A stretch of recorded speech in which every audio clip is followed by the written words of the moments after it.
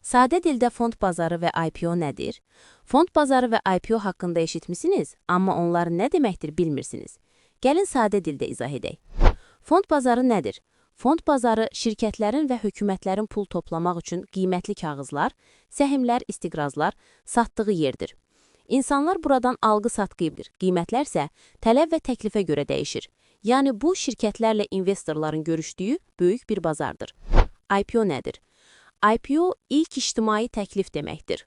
Sadə dillə desək, şirkət öz səhmlərini ilk dəfə ictimaiyyətə satışa çıxarır. Yəni istənilən şəxs həmin şirkətin kiçik bir hissəsini alaraq onun ortağı ola bilər. Niyə əhəmiyyətlidir?